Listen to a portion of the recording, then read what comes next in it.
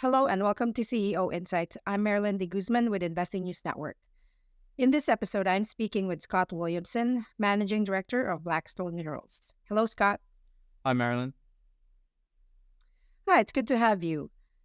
Let's start a conversation. You recently released some news about a memorandum of understanding in Vietnam about your project in Vietnam. Could you just talk about a little bit more about this deal and what it means for your operations and your short and long-term strategy?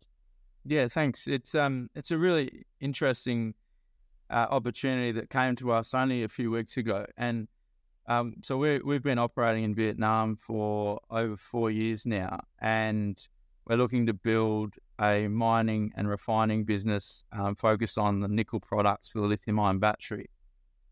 And in that time that we've been operating here, we've really built a strong brand around our ability to produce green products and operate at a higher level of ESG compliance. And that was really the reason why the Vietnam refinery, rare earth refinery, came to us and said, we want to work with you because you have the mining expertise in Vietnam and you have the strong relationships with the Vietnam government on accessing some really exciting rare earth opportunities in Vietnam. So they've come to us, and we're also working with another Australian company called Australian Strategi Materials.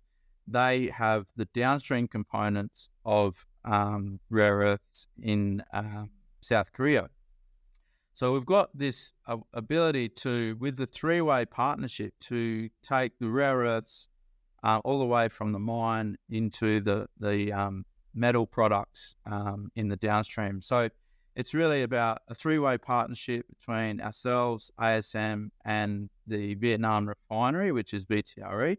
And so so it's really about looking to access some of what we see as some of the highest grade and largest rare earth deposits in the world in the northern Vietnam region, very close to where we've been operating our nickel project. So yeah, it's sort of come to us out of nowhere, out of the blue, and it looks like a great opportunity. Our priority is still going to be our nickel project, but yeah, this is an opportunity that was too good not to look at and see where it leads.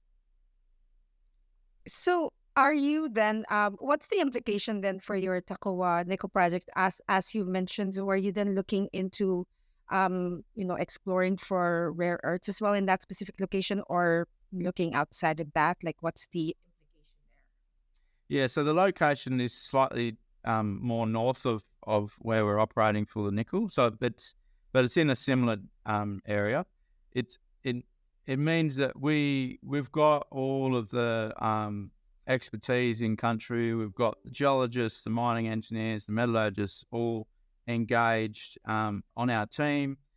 And so we can use some of those people to have a look at the rare earth opportunities and do that work with the government to access, particularly focus on one ore body called Dong Pao, which is some of the highest grade rare earths in the world at this particular project. So it's a really exciting opportunity to really leverage off all of our team that we've built over the last 4 years, using that team to have a look at this Dong Pao opportunity. Is it something that we'd like to get involved in? If so, working with the government to access a mining license for that project. So it's we're lucky we're already operating in a similar area of Vietnam, so we've got there's definitely some synergies there. But it's a really exciting opportunity to really uncover what could be a world-class deposit at Dong Pao. I'm curious to know, as a company operating in Vietnam, what's the, I guess, the operational environment there in terms of, government policies, the regulations, how mining friendly is it? Could you talk a bit more about that sort of landscape in operating in Vietnam?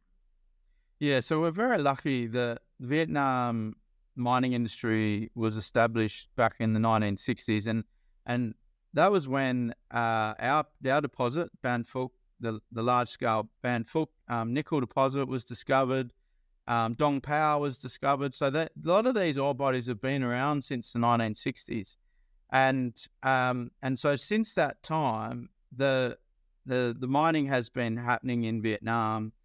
There's an established mining law, a mining system of permitting. So we're very lucky that there's all of that framework in place. So, but the reason not many Westerners have come into Vietnam is because it is a system that is fairly bureaucratic. So it takes a little bit of time to work through and understand the process, and so it's not as simple as say the Western world, but there is a process there. It's built on the Russian system actually. So it's a little bit different to what we have with JORC and NI 43-101, but it's fairly similar. You've got those frameworks where you have to produce resources and reserves, and then you present them to the government. So it's very similar in that way, that it's just a little bit slightly different to what we do in the Western world. So it takes a little bit of effort, and that's why we think that a lot of Westerners haven't come in here, because it is a slightly different system. Once you get your head around it, which we've done now for the last 4 years, it's actually very similar in the way that we do it in the West. So so we're very lucky that the government here is really incentivizing foreign investment with tax benefits in the early years. So the first 4 years there'll be no tax. The next 10 years it'll be only 5% corporate tax rate. So we've got some really good incentives to come and operate here. And so it's not like we're going into an emerging market that hasn't been established. There's a mining industry here established. All of the service providers are here. So it's not like we're going in and pioneering a region. This region was established back in the 1960s. So there's a well-established mining industry here. So with this agreement, so it's a memorandum of understanding. What's the next steps then? How do you get it to more of a definitive agreement for it to move forward? Yeah. So first step really is to go to the government as a group. So the three companies will now approach the government together and look to access the Dong Pao mining license. So that Dong Pao has been licensed already, but we see an opportunity to potentially acquire that license. So we'll go to the government, talk to them about our credibility and our ability to produce green products and our ESG credentials.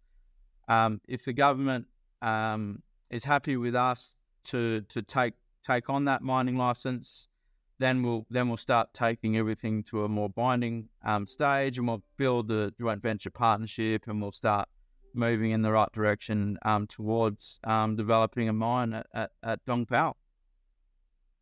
Well, all the best in that endeavor, and we're looking forward to hearing more about that news as it develops. Thanks again for joining and sharing your insights today, Scott. No worries. Thanks, Marilyn. And thanks everyone for watching. Join us again next time for another engaging conversation on CEO Insights. If you like this video, make sure you subscribe to our channel and turn on notifications so you don't miss future updates and interviews. See you next time.